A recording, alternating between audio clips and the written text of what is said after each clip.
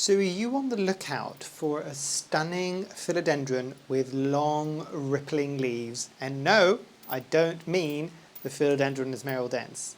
If I've piqued your interest, stick around with me and let me show you a really interesting plant.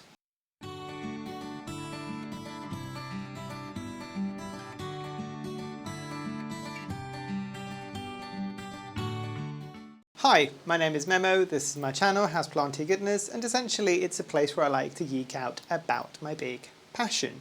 You might be able to see some of it behind me, it's tropical houseplants. Again, apologies for very slovenly appearance, but way too hot again. I'm not complaining, it's summer, so I'm enjoying the heat. But today I want to do another plant review video, and anybody who's just kind of discovering this series right now, I will link the playlist at the top, where you can find a whole host of plant review videos that I've done over the years, talking about my experiences with a plethora of houseplants, for owning them essentially for what is quite a few years a lot of the time. So I give you the ins and outs about how I found the plant, the background, availability, all of the above, and also how I've found caring for the plant as well as scoring it at the end. But without further ado, let me show you the plant that I want to be talking about today. Ta-da! This is the Philodendron Sharoniae, and let me bring it in a bit closer so you can actually see what it looks like. That's one of its leaves. You can kind of see it is quite substantial actually. That's one of its oldest leaves. I've had to cut it at the top, so I've got two new branching growth points that are happening right here, and I could not be happier. But yes, before I start rambling on, let's dive into the first section, shall we?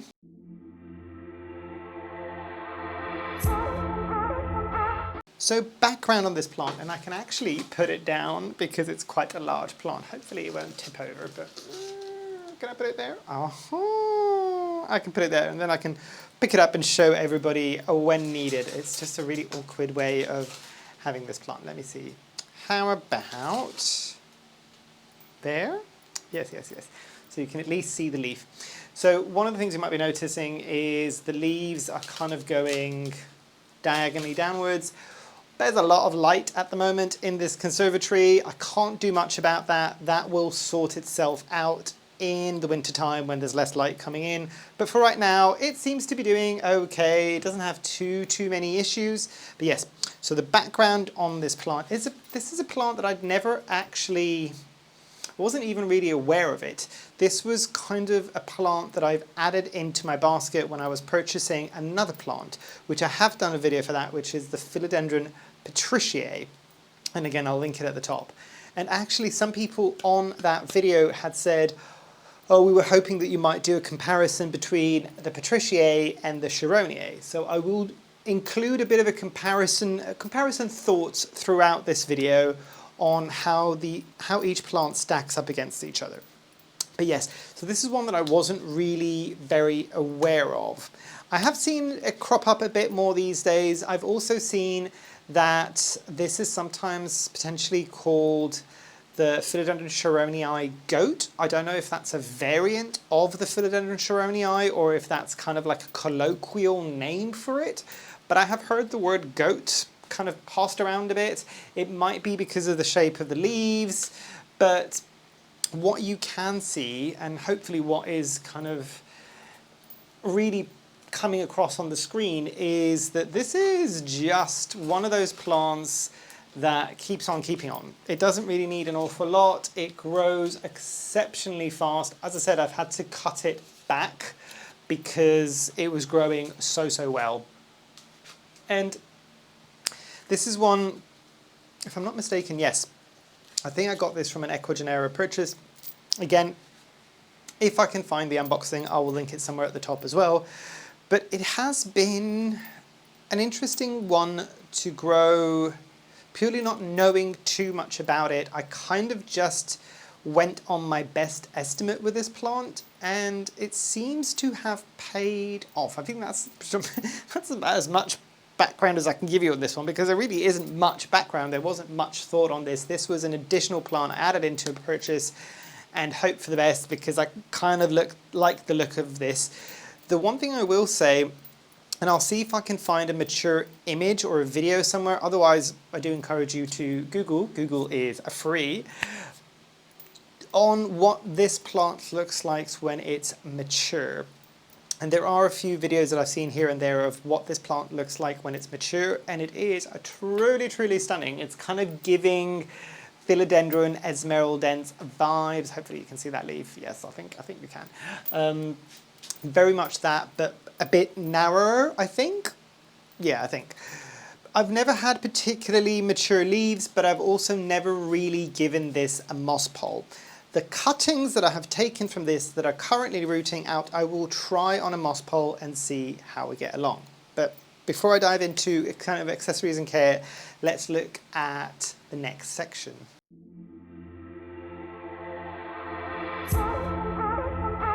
So, speed of growth on this one. This one makes me very happy because it is semi-demi fast grower and definitely a consistent grower. I've mentioned my feral plants before on my channel, the ones that I just don't really have to do too much and they just get on with what they need to do. Prime example. But again, to give you that benchmark with the golden pothos, and I can't believe still that I did the golden pothos review, that's absolutely fantastic. It still tickles me to this day. But say golden pothos in this space, in the growing season, might bring out 2 to 3 leaves on each one of its stems per month. This one isn't far off. It will give me about a leaf, maybe 2 in the growing season per month. It is quite impressive. And to be fair, in the winter, this doesn't slow down too much past that. So it is a very kind of stable grower without too much of a need for anything else. So if you're looking for something that you can kind of plug and forget, at least in my experience, this is one for you, and this is one that there's always something going on with this plant as well. So if I show you, that's the kind of more immature leaves, and I've never had anything this immature before, but obviously these are fresh cuttings. But let me show you the blush. Can you see that bit of a blush? I don't know if that's going to come out more brown in the video, but it does come up with this kind of peachy, pinky, maroony kind of colour. Trying to get it to sit in any way or form that is suitable is impressive. So you can see the leaf that I was talking about whilst I try not to drop it. Hold on, because there's also a fan going. I think that's the best I can do for right now, so at least you can still see this beautiful leaf. Yes. Right, but yes, in terms of speed of growth, fast. Generally fast and consistent.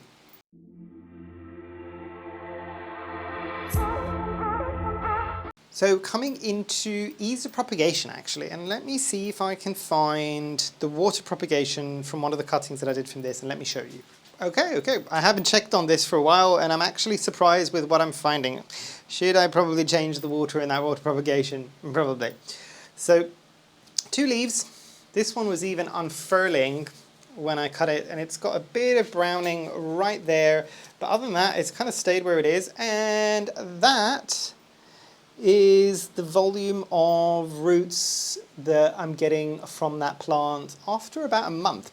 So this is not bad. Realistically, I should be able to pop this up, and I'm planning on doing quite a few moss poles this afternoon, so this might happen then. And actually I've got some decent aerial roots that are happening at the top, so if I put this in a pot, it'll be quite an interesting one to see grow.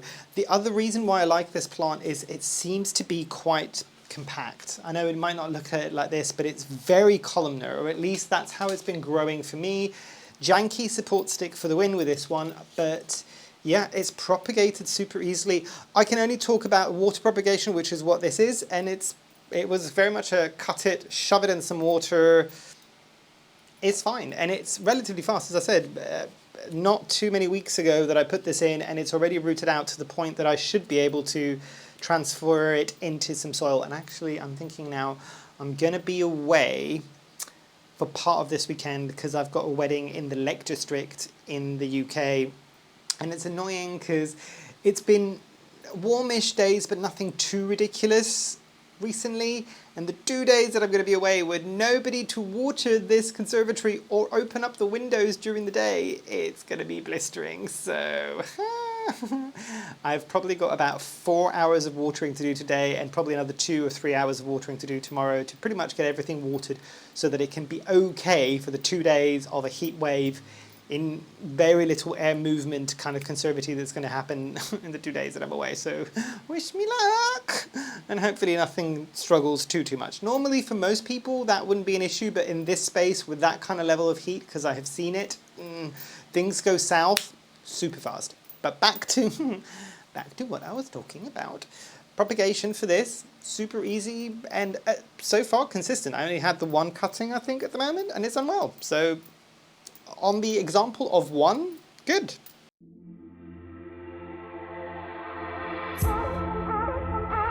Now, availability for this one. And it's an interesting one because, and I said this in the beginning of the video, I am seeing this come up a lot more these days, which gives me no end of joy. Like, no end of joy. Because when I first bought this, I got it, as I said, I think it was from Ecogenera. It wasn't like they had it in stock, and I'm pretty sure they usually have a version of this in stock. I think they did have a mature form of this from one of their mother plants, which probably this cutting came from before it got rooted out from them. But they have it semi-frequently as well, and I think what's the other online retailer that's kind of more of an import? Is it Tropicals? I find it really weird that it's just called Tropicals. Am I saying that right? Is it Tropical something else and everybody's just shortening it down to Tropicals? I don't know. And I have heard a lot of you that said I need to purchase from them. I've still not been able to go on their live, but I have looked at their website, and the reason why I actually haven't purchased recently is, for lack of better words, they've got a lot of the plants that I've already got, so I don't need more of them, and they don't currently, the last time I checked, which probably was about a month or two ago, I probably should look again, they didn't have anything that spoke to me, that I really kind of wanted or I've been looking for, or even just kind of went, ooh, this is one I did not know and I really, really like it. It didn't do that for me. But that was just my personal preference for that one. They had some beautiful plants, and I've heard good things from most of you, so I would imagine it's a good seller, but that's the reason why I haven't purchased yet. But availability, as I was saying, it wasn't, and I'll see if I can find the price and put it at the top somewhere of how much I purchased it when I got it, and maybe even I'll find, to be more accurate, I'll probably find the price that I'm seeing them being sold now, both as an import and domestically. I think I saw some of the kind of more UK-based sellers have this plant, probably not quite as large as this one has become now, and they were selling it, and it wasn't too bad. I think it might have been high double digits, it might have been mid double digits, it might have been very low single digits, I'm not entirely sure. But, and usually when we start getting in the triple digits, I start like wincing in the corner and just going, oh, that's a bit of a risk. Based on my experience of this plant, if I knew, like I'll give you a bit of a glimpse before the end, basically. If I knew what I knew now about this plant, but I didn't have this, and somebody said this plant is 120, maybe 150, would you get it? I would probably say yes at that point. And I'm usually very hesitant to kind of pay that kind of money because it's a bit of a risk, because you don't know if the plant's going to be difficult. This one is worth it for me, basically. So based on my experiences. But yes, it is very heartening to see a lot more of these coming in the market. Is the price going to drop drastically fast? I don't think so. I don't think there's that many people that are looking for this. And just to give you a comparison between this and the Patriciae, because I did mention I was going to do that, the Patriciae is less, you see that less frequently, at least I do in the UK. And it tends to be a bit harder. Some people find it hard. Some people from that video were saying that they find it really easy. That one is one that at least I and other people might just baby a tiny bit. This one, less so. And it's interesting because the leaves on that one are growing longer really quickly. It's behind you, the Patriciae. These ones aren't getting particularly longer, but this one also isn't on a moss pole. So swings and roundabouts, because I think if this wasn't a moss pole, maybe it would get larger kind of leaves. One thing I will say between the two, so the Patriciae and the Sharoniae, this is much more fast in terms of its growth and more consistent in terms of its growth versus the Patriciae. I do think the Patriciae, I don't know, because I can't remember the pictures of both of them as mature forms. I was going to say I think the Patriciae can get much, much, much larger leaves than this, but I don't know, maybe that's inaccurate actually. I think this can get quite ginormous as well. So yeah, based on that, but availability-wise between the two, this I think is slightly more available these days at the time of filming this video versus the Patriciae. So something to bear in mind.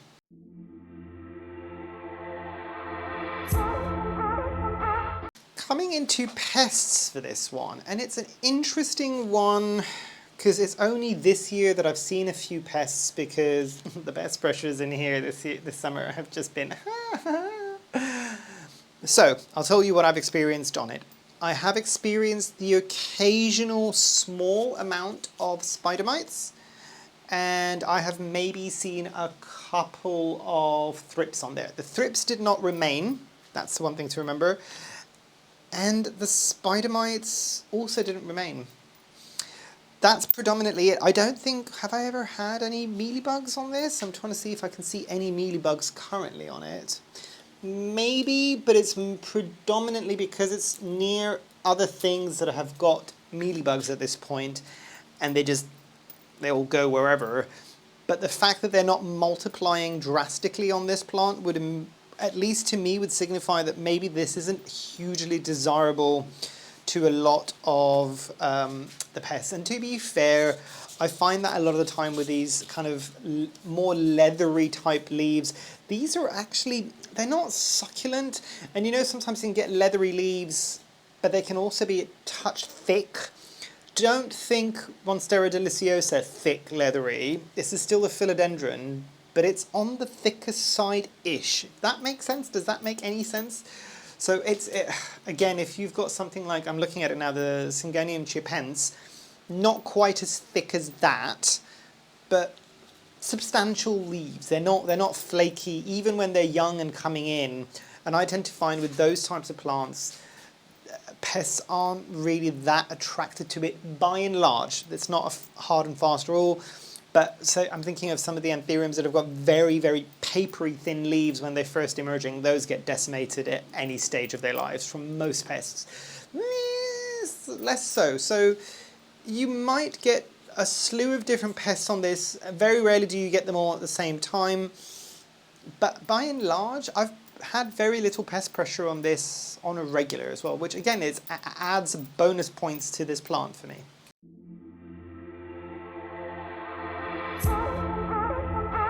Now, accessories and care, and something you've probably already seen, the janky support stick right there, and you might have not have seen, but it's also in a clear pot with pon, or I think that is the coarse semi-hydro mix from Soil Ninja. Now the reality is, having seen the roots, because I can't remember what the roots were like when I put it in, and I think it was a bit of a when it arrived, so I'm just like, let's just put it in pon, just to be on the safe side, because generally I won't put philodendrons in pon, I will prefer to put them in soil. But this one went in pon, and I've never had a water reservoir with this. The only time that I've attempted to put a water reservoir, which probably happened this weekend as well when I'm away, is when I know that there's going to be a heat wave and it tends to like suck up the water really, really, really quickly. But other than that, I will not give it a water reservoir. I will let it fully dry down. Do I think that this was okay in pond? Yes. Do I think it might have done a slight bit better in some form of a soil mix? Yes, also, because having seen those roots now on that cutting, they're quite fine for a philodendron. They're not thick philodendron roots. They're also not some of the thinnest roots I've seen on a philodendron. So, but yes, and generally those ones tend to do a bit better in kind of like a soil mix. But other than that, I give this bright indirect light in here, and as I said, you can kind of see what is happening with the leaves there, but it will sort itself out. Have I ever had any leaves really burning from the sun in here? No. And this used to get beat down. It was very tall and very high up on my plant shelf, so it was getting a lot of like very high light that's happening from the roof of the conservatory, which is some of the brightest light that I have right at the top there. And it was fine. It's loving life in semi-hydro without a reservoir. And it didn't need a moss pole. I'll try it on a moss pole and see how I get on. It might be then that it starts sizing up. But really, this hasn't been fussy in terms of its care. It's just plug it and forget it, really. Just remember to water it. I will say, in semi-hydro with this, year-round, it gets watered every 3 to 4 days. And I don't know whether or not that's just because I've always done it that way, or whether or not this plant, like a ficus, might appreciate the consistency. I don't know. But it's done okay for me, and it hasn't really been too fussy in terms of like fertilization. I fertilize it like everything else, so weekly, or weekly whenever it gets watered. And it's been fine. Do I think this needs conservatory conditions or terrarium conditions or glass cabinet conditions, or do I think this could do well in a household? I think this could be fine in a household. I truly do. I don't know. I've never grown it in a household environment. If you have, do let us all know down below. But yeah, it doesn't need any specialist care. Whilst I think the Patriciae would struggle a bit, although I'm trying to remember now if other people did say that they're growing it in household conditions and it's been fine.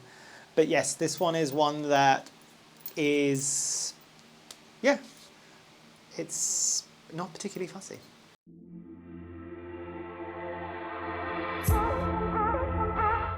And coming into my final thoughts for this plant.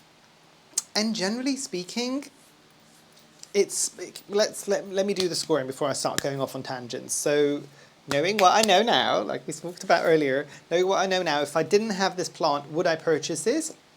Hands down, blindfolded, yes, 100%. Even for a slightly expensive price, I think this is worth it. Based on how much I've ended up enjoying it, how different it is from a lot of the other plants in my collection, and just how easy and consistent it's been, like just fantastic, really. So yes, I would definitely purchase it again. Now, if I was to give this a score, from 0 being the worst, 10 being the best, and I'll give you 2 scores for this one. I'll give you my personal score in terms of the enjoyment it specifically gave me based on my experiences with this plant. This might be a 10. This might actually be a 10 for me. Like, I've really enjoyed growing this plant, and I'm still enjoying watching it grow, caring for it, which is not an awful lot. And just, yeah, I just love plants that are different, they can bring me joy, and they're not fussy, and there's not that many of them out there in my experience, in my conditions with my care, that have done that. This is one of them. So for me, it would be a 10. And if I was giving a score for everybody else based on not just it being my personal preference, I think this would probably be a good 7 or an 8. Probably more on an 8 side of things, unless you specifically dislike the look of these types of leaves and you want something that's a bit more challenging. That probably means that you won't like this plant. But it is cool. It is cool. And I'll give you the comparison now between this one and the Patriciae. So I would purchase both of them, knowing what I know now if I didn't have them. I still think I would give this a higher score than the Patriciae. I've enjoyed growing the Patriciae, but that slight nervousness that I've had, and it might not be because of the plant itself, it might just be from what I've been told from everybody else, because as we saw, I think in the comments of that video, not everybody has found it a challenging plant. But yeah, I don't know. It's an interesting one, because I'm looking at all of them now. I'm looking at the Patriciae, the Sharoniae, and the Esmeraldense. The Patriciae, sorry, is giving more of the Esmeraldense vibes-ish, but narrower. So on that level, I would choose the Esmeraldense over the Patriciae. And I know why people would want to compare this to the